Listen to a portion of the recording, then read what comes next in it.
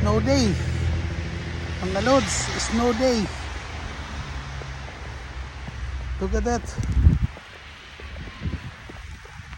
It's too much snow. Look at the car outside.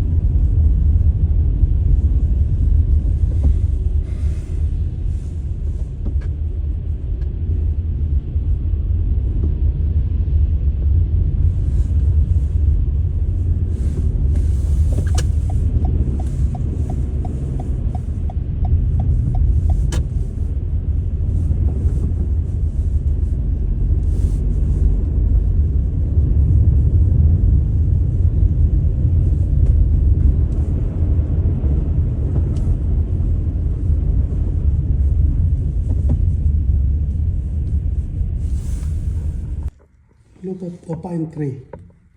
The fall of snow, the pine tree. See that? That's what I'm gonna going out today. See that? It's fall of snow. All the ground. It's full of snow today. Look at that, the bird eating the bird seeds. Mom Erica put this morning the bird seed outside because it's a lot of snow. So they put the bird seed in the top of the snow so that some of the bird can eat also the seed because it's so hard. It's a lot of snow outside, snowing.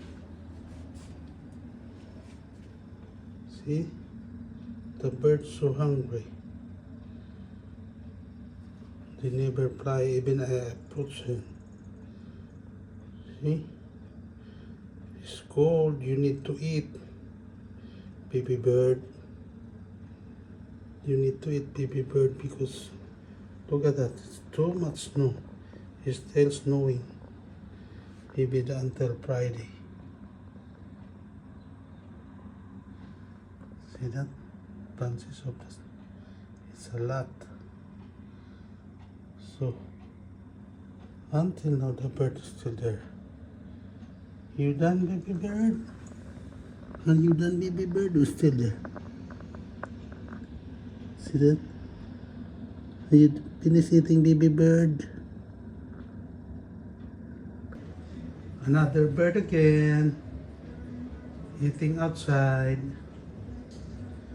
The dove is hungry. It's full a lot. Full of snow outside. You see that? So the bird eating. See, this is the table. So, and the chair, and then right there. Hi, you hungry? Hi. You want some more? You still up in there. Still up in there. You still hungry, baby dove? Huh? No more in there, baby dove? Oh, why? You want some more seeds? No more in there? Oh,